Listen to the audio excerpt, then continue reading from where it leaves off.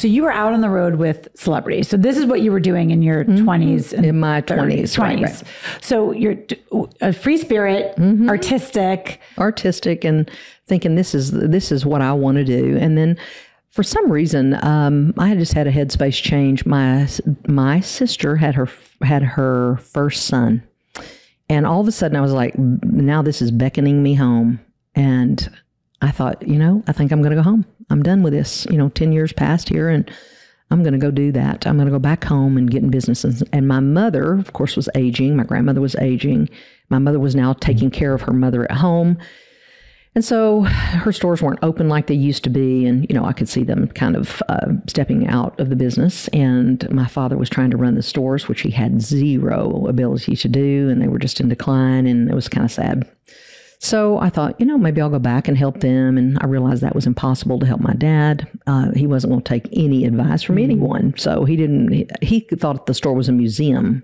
And that's what he would say. People just walk around in here. They don't buy anything, And I was like, yeah, are you looking around here how this place looks? You're burning about 3 light bulbs. It was kind of that moment. Yeah. Her stores had been very viable and beautiful and kept well. And now he's running it, And of course, she's in her 70s too. So they needed some help, but my mother was totally caught up in taking care of her mother. So I go back and my mother says, why don't you and Sherry get into the floor covering business?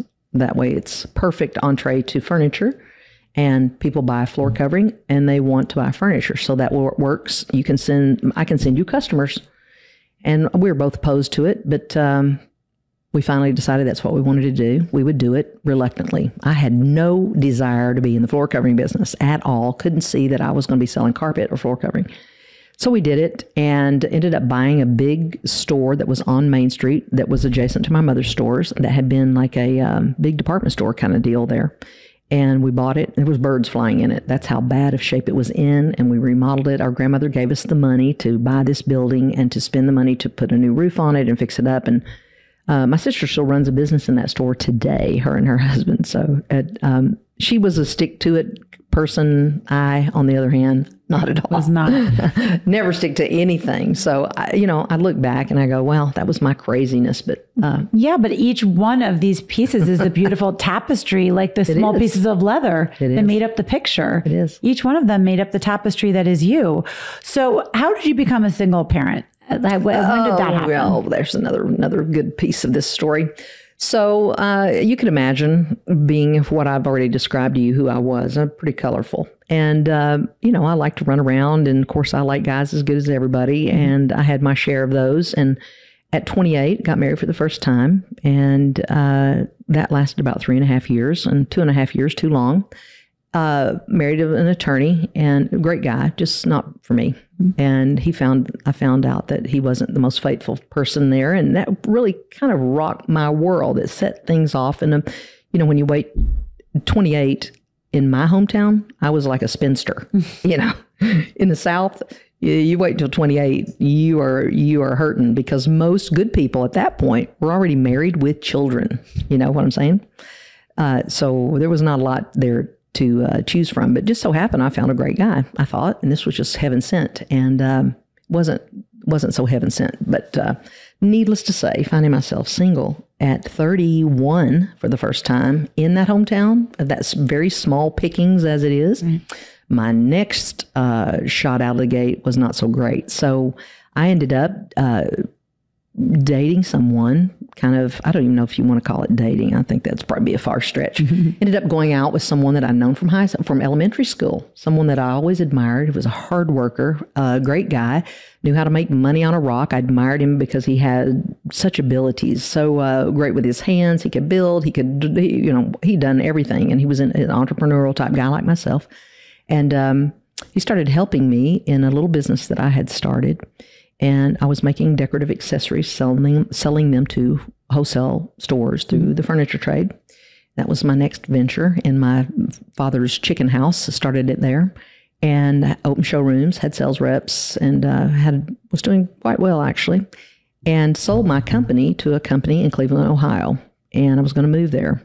Well, I found out I wasn't going to move at all because I was pregnant at 32. Found out I was pregnant by this man. and someone like I said, I admired greatly, but I also didn't think it was someone I wanted to be married to. He didn't think he could have children. I knew I didn't think I was going to ever have children. I thought I'd already passed that window, and it's not a proud moment for me, but it's the best moment ever.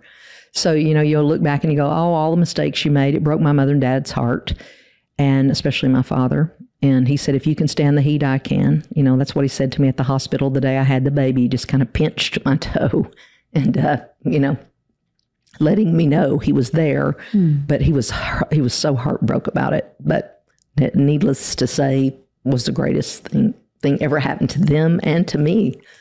But you don't know that then. You're looking at that like, wow, I've really blemished their, here's another thing I've got to do to you. I didn't finish school. I don't do anything. And now I go have a child at 32 unwed in this small town. So I never dreamed that my son's father would come around, and I never tried to push that. I never tried to make him pay me child support, all those things. I just didn't want to be that. I wasn't that person at all. Didn't want anything. And I told him, when I told him I was having a baby, I said, you can choose to be a part of it or not. It's kind of up to you. I'm not going to make you do anything. If you want to be, great. If you don't, I said, I know I'm not who you want to be married to, and I don't think it's something we should do. And he didn't either. And even though we were friends, we got along, we just wanted to keep it that way.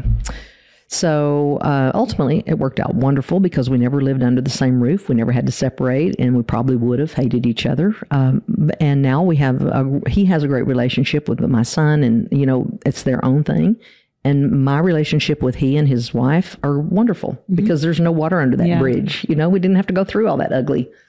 So did you live in the same town? I did live in the same town. And you co-parented, or you just took on the parenting responsibilities? Well, I took it all because I thought, I don't want him to feel like I need that from him. I didn't want him to feel trapped. And I also got married, and I married a guy when my son was 1 who said he wanted to be a father. He did not want me to ever tell my son who his real father was. He wanted to take this role. He wanted me to let him adopt him. And I toyed with that. I really did. I really struggled with that. And I thought, well, the real father doesn't want to be a father. The man I've married here wants to be a father. Why not let him? And I actually saw an attorney, smartest advice I ever heard. And if anybody's listening to this, I want you to hear this. This is very important. This attorney, I go in and ask him. Now, I've been married about a year to this man, who I think is heaven sent at this moment, who didn't have a great reputation, but he came to me in a different space in my mind. He wanted to embrace me and my son. And this attorney counsels with us, and he says, well, I think you guys, everything looks great. Everything looks perfect, what I'm looking at here. And I know you have a desire to adopt her son, but I'm never going to do that for you. And I said, why? Why would you not do that? He said, you can't unadopt. He said, I don't know if you ever heard that before, but he said, once you adopt a child, because this is your second marriage, and most likely it will fail, and I'm not wishing you bad luck, but most likely this will not be something permanent, and you're going to end up divorced. And if you do, you can't get rid of him. He's always going to be the adopted father now of your son.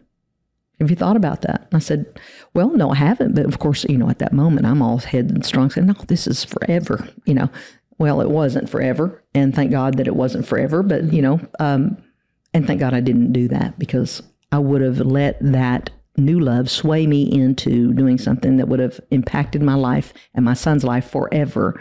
And thank God that attorney was smart enough to advise me to that. So I didn't do that. And I said, the day I divorced this man, I said, I'm going to find and fix the relationship, or let my son's father have the opportunity now to enter in if he wants. And I found him and told him, I said, listen, I've been in the way, and my son's 5. And if you want to come and be the dad, come be the dad. He said, I want to be. So anyway, great. It happened. So I want to take a breath with that for a minute. Yeah. That's a tough one for me. It is. Yep. But what I'm loving about this, Paula, is that I didn't know this part of you. No, I never told you. So I only know the Paula of today, which is why I was so excited to dig in. And it's so much richer and spicier. And there's a lot it's delicious. It's not all wonderful for sure. It's not, but that's life. Sure. That's all of us. But it is all what made you. And I can't help but say it again. It feels like those little pieces of leather that were each different and imperfect, but they all came together to make this incredible, beautiful piece of art. Aren't we all that?